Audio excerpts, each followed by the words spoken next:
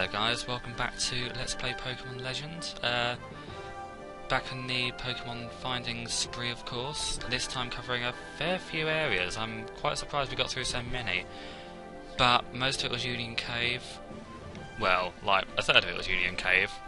That's not that much, and a lot of the stuff in here we did already have. And also got quite lucky with having a few areas without surfing or fishing, which does take up a lot more time than it appears, even though we never find anything. So, yeah, this area actually had nothing new at all. I think this is a first. That floor of Union Cave didn't anyway.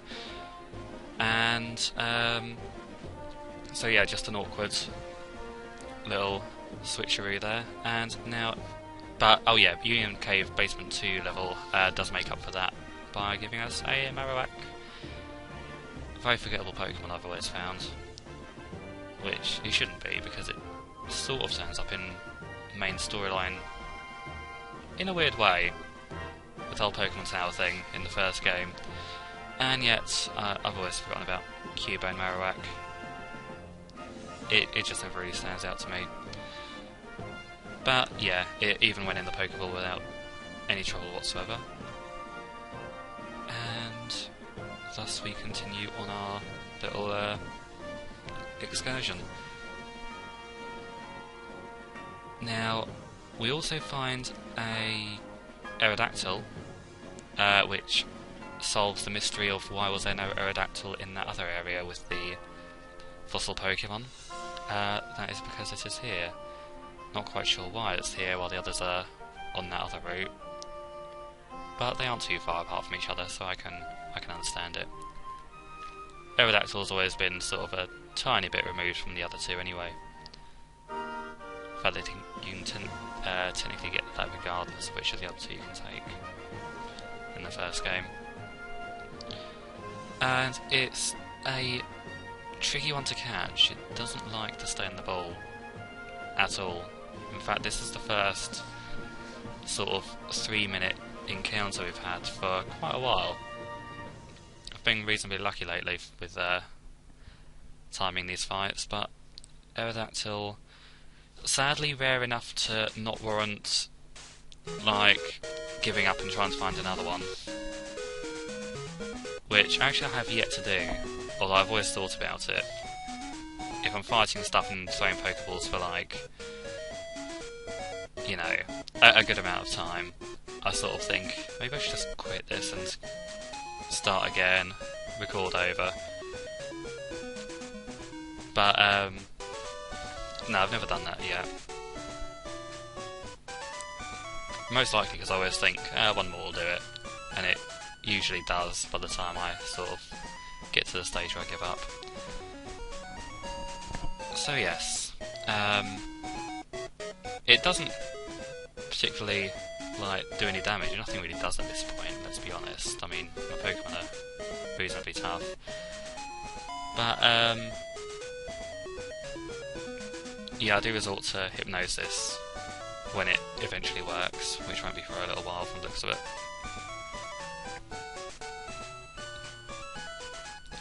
And I've often wondered if boosting, like, a Pokemon boosting its defense and stats and all that, does that actually give it any advantage in its catchability at all? I've never been sure. I wouldn't have thought it would, but I've never really known. Because weaker Pokemon are obviously far easier to catch than the higher levels. That's a given. But do the stats have any sort of significance? Or is it literally just the level? I don't know. I wouldn't have thought... Pokemon theorising, I just really don't even know.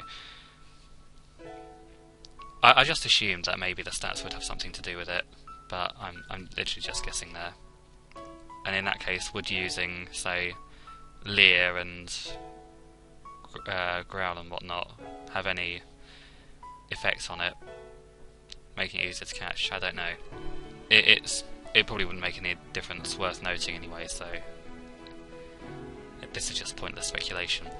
Cloyster is also here, as you've known for the past minute, which is quite interesting because I've complained about Cloyster not being fishable for a fair while, whereas Shoulder is, and I've always thought it was because it was a Waterstone evolution, which don't seem to want to appear in fishing, but but stone evolutions do appear in the wild. I'm not quite sure what makes fishing so special that you can't catch stone evolutions, but anyway, yeah, it turns up here, so it doesn't matter regardless. I don't have to use a Waterstone,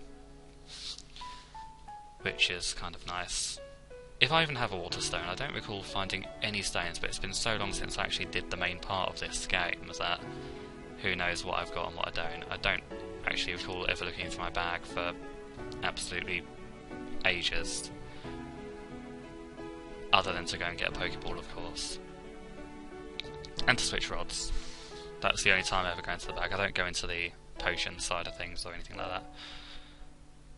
But yeah, Cloyster is almost as difficult to catch as Aerodactyl, which is annoying because I probably could have squeezed in another area if these things were more responsible, but then I wouldn't have had any room on the title bit, because 6 areas does sort of fill that up quite nicely if you'll look back and check.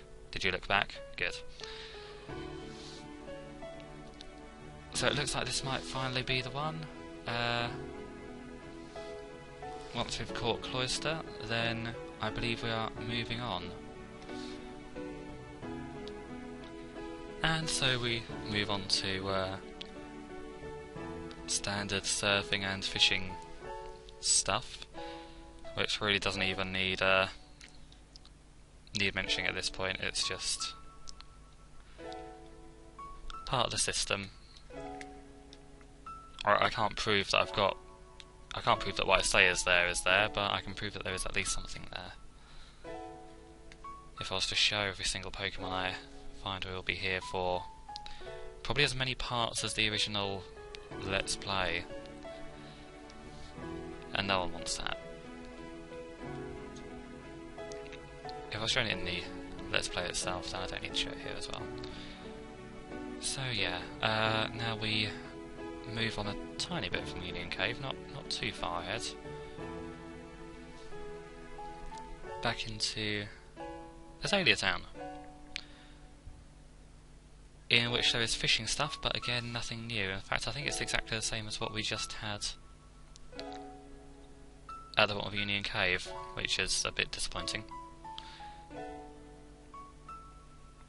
And so, finding nothing, or finding something but nothing of interest, we head over to the tiny little route outside Slowpoke Well, which is even shorter because of the lack of Union Cave. I don't know why they moved Union Cave into Azalea Town rather than just leave it here, but maybe it got in the way of something else that was being built down that way, I don't know.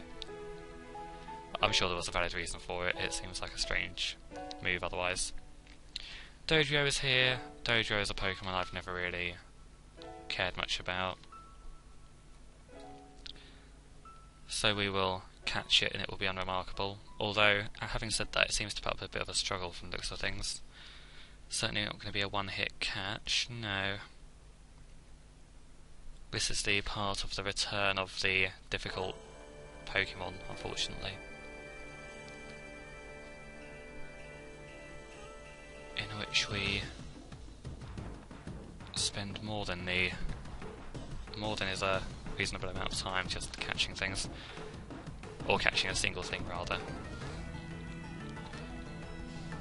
because it looks like, just a fun bit of trivia, between Aerodactyl, Cloyster and Dodrio we spent 7.5 minutes just focused on those 3 Pokemon between them. Yeah, just a little fun fact. Nearly half the video, in fact.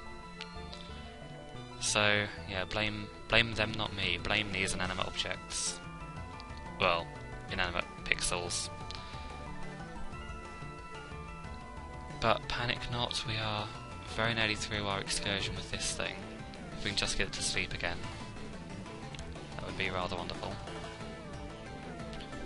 You can see I nearly went for Ultra Ball and then decided, do you know what, just put it to sleep. It'll be quicker in the long run. Although it never feels like it.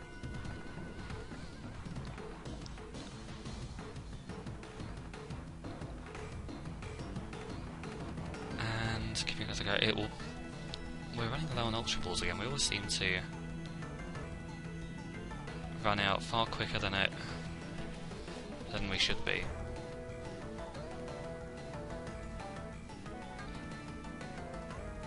I suppose Hypnosis doesn't work because you've technically got to get 3 things to sleep at once.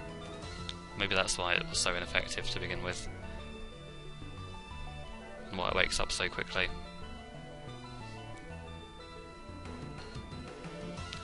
So yeah, we've got the Triple Bird Pokemon.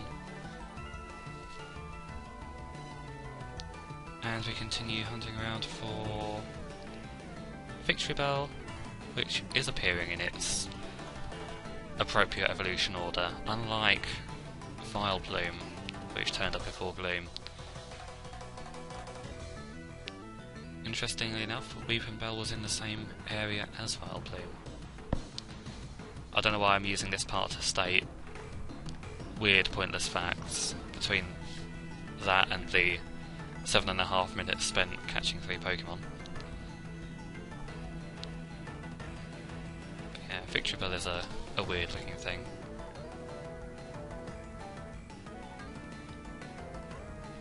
From the way its sprite looks, it just seems to have a weird leaf around it that isn't actually attached to it. I'll probably catch it this time and I won't be able to... Oh no, I don't. Good. Yeah, it just seems to have the... Like, if you look at that bottom point as its tail, it just seems to curve up into a leaf that's above its head. I think I am catching it this time, so I can't really elaborate more. It is. I'm sure it's connected in the actual, like... Well, obviously it's connected in the anime, it must be. But yeah, I'm assuming it's just connected behind that right leaf, which you cannot see, but it just looks weird. So yeah, Slowpoke Well, or Slowpoke Well, just singular. Ignore the fact that Kurt is here as well as in his house. That's slightly annoying.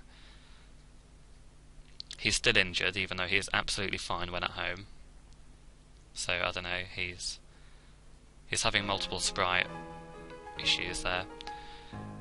Slowpoke Well yields only one new thing, but it is a rather awesome thing. It does take a while to find, and for some reason you can only find it on the 2nd floor. But yeah, it is Slowking.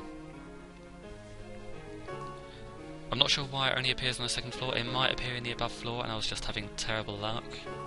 But I did spend an awful lot of time on the above floor and I only found 5 things. I didn't think it was really worth doing a whole new list for the below because it's exactly the same thing but with a Slowking on the end of it.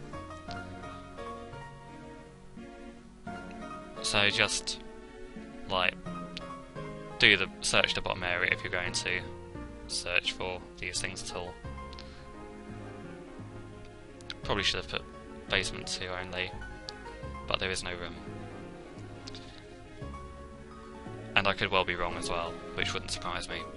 It just seems a bit odd that it's only on the 2nd floor. I don't see any reason for that at all, considering it's not a challenge to get to the 2nd floor or anything. You don't need the strength thingy anymore. You can just go straight there. By using a double jumpable ledge, I'm not quite sure how that works. But yeah, that's that for the little side part of Azalea. Now we meld into Route 34, which finds us 2 fun little things. A Hitmonlee, which proves to be not as bad as I expected. Certainly not as bad as the other Pokemon we found in terms of catchability. Sadly, only Marowak has gone in a single hit so far, a single Pokeball. But yeah, Hitmonlee is rather awesome.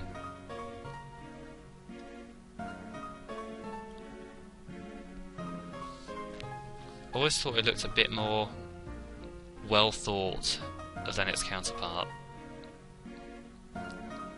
The sprites don't look like they go together at all, to be honest, when you put them next to each other. I can understand why they would have to be reasonably different, but I don't know, they look very far removed to me.